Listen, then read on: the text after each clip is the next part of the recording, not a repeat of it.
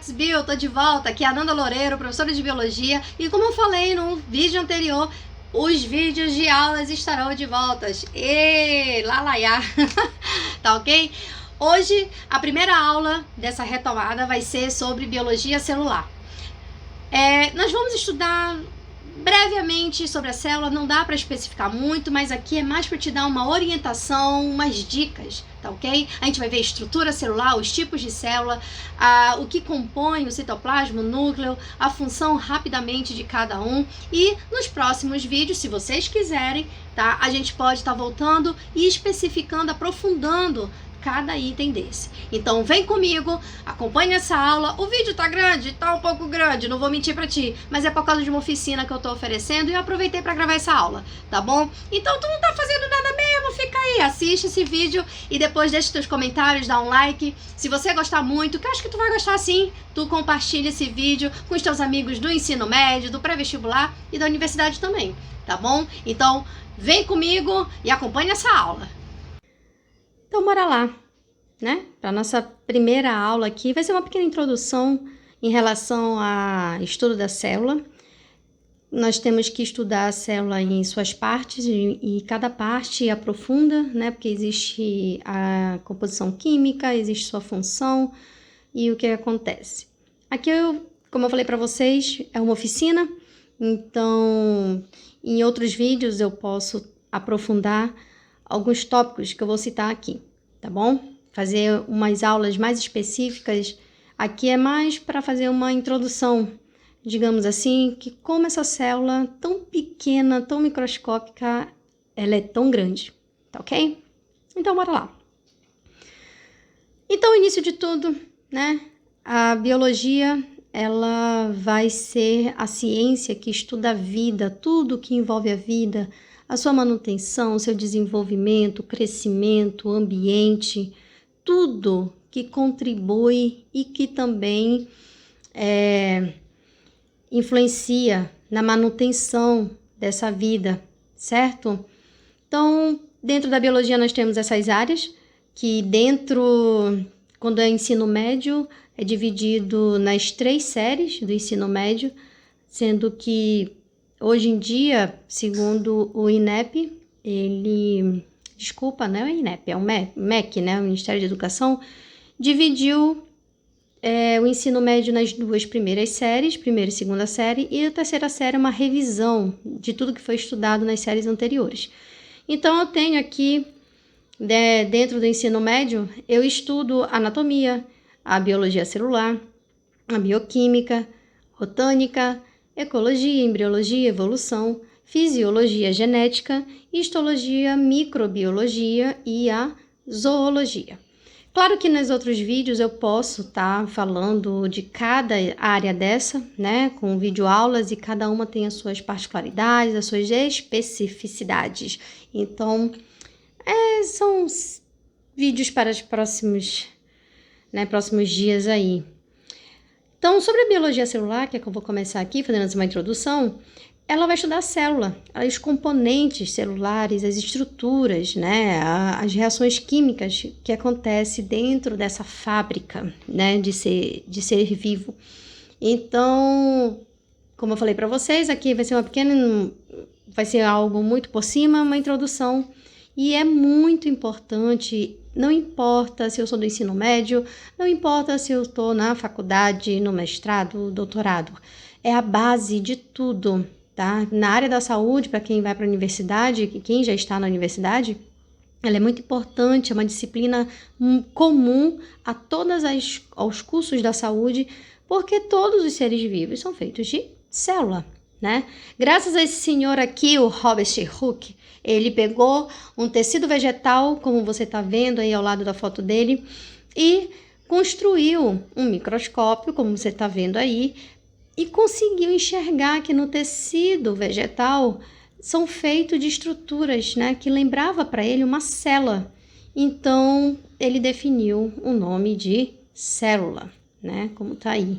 Então, Robert Hooke, ele verificou essa imagem que você está vendo aí, foi o que ele conseguiu enxergar, né, através daquele microscópio, né, bem primitivo para a época já que a tecnologia ainda não estava tão avançada assim. Esse microscópio, por mais que ele seja antigo, ele é tecnológico, certo? Para aquela época, sim. Então, a teoria celular, eu tenho que saber o óbvio, né? Que todos os seres vivos eram e são compostos por célula, né? Isso aí quem confirmou através do estudo do Robert Hooke foi o botânico Matthias Sheldon e o zoólogo Theodore Shaw, né? Que eles foram também fazer seus estudos e concluíram que todo ser vivo é feito de célula, né? Seja os animais, seja os vegetais. Então, criou-se a teoria celular. Para a contribuição dessa teoria, né, alguns anos mais à frente, o Rudolf Virchow, ele publicou um trabalho que ele afirmava que todas as células se originavam de outras que já existiam, que é o que nós conhecemos como divisão celular hoje em dia, né? E o Walter Fleming, ele observou o processo dessa divisão e conseguiu provar que como a multiplicação das células ocorria. Então, o que nós sabemos hoje de mitose e meiose foi graças a esses dois senhores aí. Então, uma conclusão, o que eu tenho que saber, os 3 principais pontos importantes quando se fala de teoria celular. Que todos os organismos vivos são formados por uma ou várias células, tanto que nós sabemos que existem os seres unicelulares que nós trabalhamos e estudamos dentro da microbiologia, porque eu tenho bactéria, fungos e protozoários. As células são unidades funcionais dos seres vivos, ou seja, se nós estamos vivos é porque nossas células estão funcionando, elas estão executando diversas, inúmeras funções para que nosso organismo viva, né? E uma célula somente se origina de outra já existente. Nós temos 2 tipos de célula. A célula animal, eucarionte, representada aí do teu lado esquerdo. E para o lado direito, nós temos uma bactéria, representando aí as células procariontes, as primeiras células em que elas não têm núcleo, né? Isso aí a gente pode estar estudando mais lá na frente. Então, essa é uma característica simples e que você precisa saber. Todas as bactérias, elas vão ser representadas, elas vão ser formadas pelas células procariontes, em que a característica principal é que o núcleo ele não está envolvido por uma membrana, ele está todo misturado no citoplasma. Já a célula animal, a célula eucarionte e a célula vegetal, elas já possuem um núcleo que vai envolver esse material genético. Outras organelas surgem, né? Que isso a gente pode estar vendo numa aula só de citoplasma, falando de origem e tudo mais, tá ok? Então, só tem 2 tipos de células até o presente momento, tá ok? Eucarionte e procarionte. Os organismos unicelulares, né, representados aí pela bactéria, pela alga unicelular, protozoários e os fungos, que eu tenho aí leveduras como exemplo. Já no organismo pluricelular, são aqueles que eu consigo enxergar sem auxílio de um microscópio. Ah, mas eu estou vendo uma formiguinha pequitita, quase que eu não vejo só chegando perto. Você está enxergando? É pluricelular, tá bom? Unicelular são aqueles que eu não consigo ver, em hipótese alguma, a olho nu. Eu preciso do microscópio, seja ele um microscópio simples, seja ele eletrônico, seja ele óptico, tá ok? As células, elas apresentam formas diferentes por causa da sua função que ela vai exercer no organismo.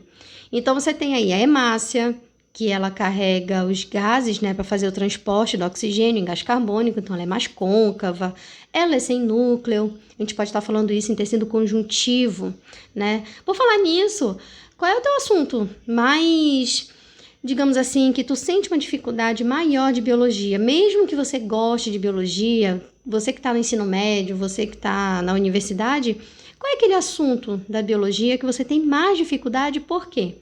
Deixa aí nos comentários que eu posso estar te ajudando, né, fazendo um vídeo desse assunto. E dependendo da tua dificuldade, eu até gosto de tecido conjuntivo quando fala de sangue, mas eu não entendo, sei lá, me diz aí, tá?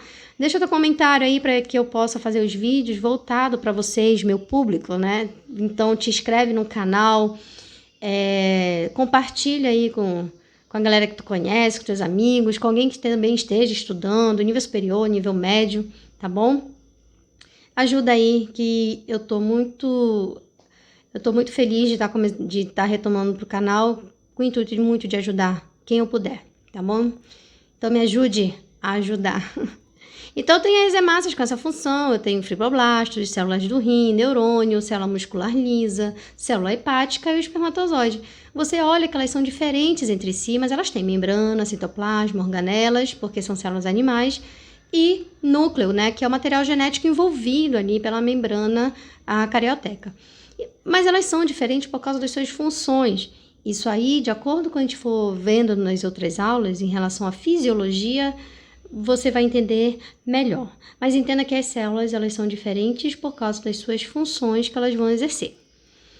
Isso aqui é muito interessante porque é algo muito básico, né? Pode achar simples, mas é muito eficaz, é muito importante eu saber essa diferença da célula procarionte, da célula eucarionte. E essas células eucariontes que se dividem em células animais e células vegetais, elas também apresentam pequenas diferenças entre elas, né?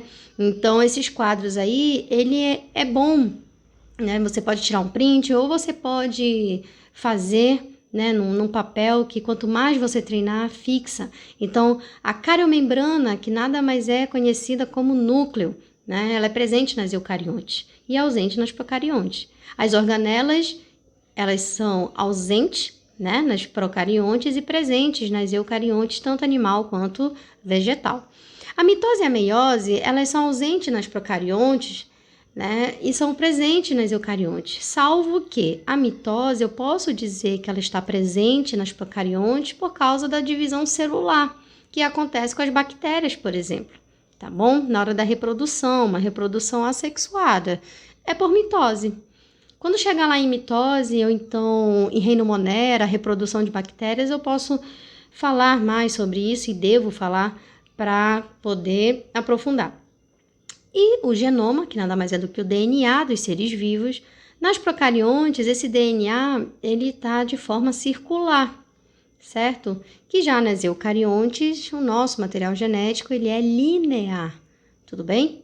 Então, nas células animais e vegetais ali, que são células eucariontes, os centríolos está presente nas células animais, mas está ausente nas vegetais, certo? O cloroplasto, vacúolo e parede celular, ela é uma característica exclusiva das células vegetais.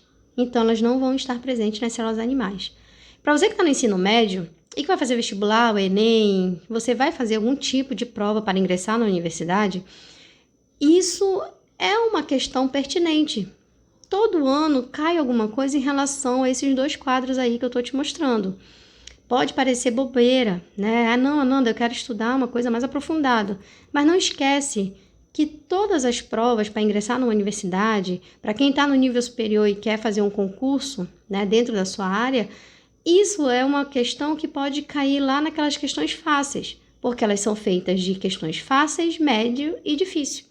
Toda prova, todo teste, até na sua escola mesmo, para quem está no ensino médio aí, na faculdade, até quando o professor vai te passar uma prova, são 10 questões, 2 são fáceis. E pode ser uma pergunta dessa, né? Então, você tem que dar importância a tudo isso aí, tá ok? Para te mostrar, né, a gente vai estudar isso separadamente, mais aprofundado, a questão das células eucariontes animal na tua esquerda e a célula vegetal na tua direita. Você pode observar que muitas estruturas são incomuns, salvo aquelas que eu falei, do cloroplasto, da parede celular e do vacúolo, que é exclusivamente vegetal, e os centríolos não está presente na célula vegetal e sim na célula animal. Tu sabes que o centríolo ele é responsável pela divisão celular, mas a célula vegetal se divide? Divide. Mas aí quando chegar em divisão celular, dá para falar como ocorre essa divisão da célula vegetal, tá bom? E os vírus, né, eles estão presentes aí porque não são considerados pela ciência, apesar de que terem alguns cientistas que concordam que ele é um ser vivo, porque ele se reproduz, ele tem material genético e é isso que faz ele ter essa semelhança, mas de fato, como a constituição dele, a estrutura dele não é de uma célula que nós conhecemos, ele é apenas envolvido por uma cápsula, então ele não está classificado como um ser vivo, pertencente, né, aos seres vivos. Mas ele precisa de todos os seres vivos para manter a sua existência. Então, por isso que nós temos vírus que parasitam célula animal, célula vegetal, bactéria, fungo e protozoário, né? Esse vírus, ele é formado por um capsídeo, que é essa cápsula, né, cinza que vocês estão vendo aí, onde vai estar protegendo, guardando o material genético. Claro que também isso fica para uma próxima aula, exclusivamente de vírus, porque eu tenho vírus que são feitos de material genético, só DNA, né, que é o nosso material genético. Tem vírus que são feitos apenas por RNA, aí eu tenho os retrovírus, que é o caso do HIV, e eu também tenho vírus que são feitos de DNA e RNA. Eu tenho vírus que têm capsídeo, mas que eles têm envelopes também. Atualmente nós estamos passando por uma situação de pandemia por causa do coronavírus. Ele é um vírus denominado envelopado, porque além do capsídeo, em volta desse capsídeo tem um envelope de gordura, ok? Mas isso são cenas para os próximos capítulos aí. Enquanto isso, vai deixando o teu comentário do que você quer ver aqui nesse canal. Eu sei que tem outros canais aí no YouTube de ótimos professores, né? Então, mas o que você gostaria de ver aqui? De repente, uma forma diferente né? A explicação de cada um é bem particular, é uma identidade. E de repente posso estar te ajudando aí, tá bom? Estrutura das células, nós sabemos que as células são feitas de membrana, citoplasma e núcleo. Então, a membrana, ela tem a função de delimitar o espaço, né? E também ela tem uma membrana interna nas eucariontes que vai envolver o material genético, que nós chamamos de carioteca ou cariomembrana. Além disso, existem umas organelas que elas são feitas, né? Sua estrutura é membranosa. E então, a gente vai estar estudando isso aí numa aula à parte só de membrana. Além disso, a membrana dos animais, como eu estou te mostrando aí agora, ela tem algumas estruturas específicas que eu só vou encontrar em células animais, como as glicoproteínas, né? As glicoproteínas e os glicolipídios aí. Então, isso aí fica para cenas nos próximos capítulos. Toda membrana é feita de fosfolipídio, tá aí uma estrutura, né? Ao lado esquerdo aí tu tem a estrutura química dela e no lado direito tu tem a estrutura física de como ela se comporta. É uma coisa que você tem que lembrar da característica desse fosfolipídio, que lá na cabeça dele, onde está azul, ele é polar e onde está amarelo, ele é apolar. E que nessa parte polar ela é constituída de fosfato e glicerol. Tá? Que aí eu tenho gordura. E na bioquímica a gente estuda lipídios e estuda, né, o fosfolipídio, que é um tipo de gordura que vai formar a membrana plasmática. E a parte de baixo é um ácido graxo. Isso é interessante porque faz com que o fosfolipídio apresente comportamento como você está vendo na imagem na direita, né? Você vê a parte amarela todas juntinhas, só que tem uma diferença ali, né, em relação à cabeça, né, a parte que está branca, que elas estão invertidas. Por quê? Porque o fosfolipídio, ele tem a parte da cabeça que é hidrofílica e a cauda que é hidrofóbica. Isso faz com que essa estrutura seja chamada de anfipática ou anfilílica. Ananda, tá vendo? É isso que complica. A biologia é tão bonita, mas se não fosse esses nomes, você tem que estar conhecendo aí o significado do nome, a nomenclatura. Quando você estiver estudando, você tem que partir para o dicionário, né? Então, olha, cabeça hidrofílica. Hidro vem de água. Fílica, se você procurar no dicionário que significa fílica, significa amizade, significa afinidade. Então, essa parte do fosfolipídio, ele vai estar voltado para onde tem água. Ele vai ficar lá com a água. Né? Ele tem afinidade, porque é uma estrutura polar e a água ela é polar. Então tem que lembrar um pouco da aula de química sobre substâncias polares e apolares. Fica a dica aí do que você tem que estudar paralelo com biologia, tá? Dentro de química aí. A cauda é hidrofóbica, porque fóbica vem de fobia, aversão. Então essa parte ela tem aversão à água, ela se repele da água, tá bom? E o que seria anfipática né? Esse nome aí é porque anfi é duplo, né?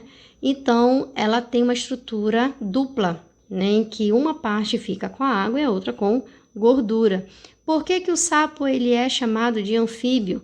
Porque anfi é dupla e bio é vida. Então, ele tem uma vida dupla. Uma parte da vida dele é na água, outra parte, que é a fase adulta, é na terra. Entendeu agora? Esse fosfolipídio ele faz movimentos. Esses movimentos, eles contribuem para deslocamento das proteínas que estão nas membranas e isso auxilia também na entrada e na saída de substâncias da célula. Então, quais são os movimentos dos fosfolipídios? Isso aí pode ser uma boa pergunta, seja para o ensino médio ou para quem está fazendo faculdade, tá? Então, eu tenho 4 movimentos. O de difusão lateral, que né, eles se locomovem pelas laterais. O de rotação, como o nome já diz, porque ele já roda. O flip-flop, que é quando é o movimento mais raro de acontecer, mas que eles podem trocar de lugar, o de cima vai para baixo, o de baixo vai para cima. E o de flexão aí, em que ele fica se movimentando, ele não sai do lugar, mas ele faz esses movimentos aí, tá? Meio que de vai e vem, eu acredito, tá bom?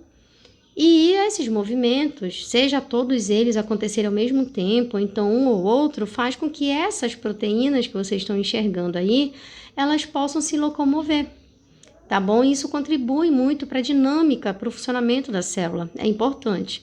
Então, você vê que aqui embaixo tem os tipos de proteínas que estão na membrana. Você aprende que a membrana ela é feita de lipídio e de proteína. Qual é o lipídio? O fosfolipídio. E a proteína? Eu tenho essas proteínas aqui embaixo. As transportadoras, que transportam substâncias para dentro e para fora da célula. Isso aí a gente estuda em transporte de membrana. Né? Proteínas de adesão, que ajudam a aderir à estrutura da membrana celular. Os receptores, que fazem reconhecimento de células. E no caso o vírus, ele consegue se adequar a essas proteínas receptoras, o que ajuda a fixar na membrana da célula para ele poder jogar o material genético dele dentro do citoplasma e assim conseguir a reprodução, tá? E as enzimas que vão estar ajudando aí na reação química, né, das substâncias. Assim como eu tenho também as proteínas que estão na membrana celular e elas vão dar diferença nessa célula do sangue, por exemplo, tá bom? Isso quando a gente vê lá em sistema BO dá para aprofundar um pouco mais, mas aqui eu quero só apenas te fazer uma introdução que essas proteínas que estão nas membranas, elas são também que dá a tipagem sanguínea, o tipo O, o tipo A, o tipo B e o tipo AB, né? Elas que são responsáveis por dar a tipagem sanguínea. E o transporte da membrana, né, acontece através da transferência aí de solutos, né? O que são solutos? São as partes sólidas, digamos assim. Aí ele está dando exemplo do açúcar, o sal, pode ser vitaminas e aminoácidos. E o solvente, que na maior parte do tempo sempre vai ser a água. Mas também eu tenho álcool, éster, que eles são solventes no caso das gorduras. Mas são cenas para os próximos capítulos, tá ok? Dependendo dessa quantidade, né, de soluto, a solução aí dentro da célula ou fora da célula, ela pode ser isotônico. O iso é igual, né? A tonicidade ali tá igual, tá equilibrada. Mas se fora da célula ou dentro da célula tiver pouco concentrado, isso significa que ela está hipotônica. A mesma coisa se for o contrário, se tiver hipertônica dentro da célula ou fora dela, a solução, né, de muita concentração, ela é chamada de hipertônico. Isso aí é o assunto de osmose, tá? Que é um transporte passivo e que não gasta energia e é um transporte de líquido. Também fica para uma próxima aula para aprofundar isso aí. Mas pelo menos o conceito, a parte, né, mais você já pegou aí, tá ok? Aí eu te falei de transporte passivo e ativo. O transporte passivo, a célula não vai gastar energia as substâncias vão estar passando pela membrana sem a célula fazer nenhum tipo de esforço, ela não gasta energia.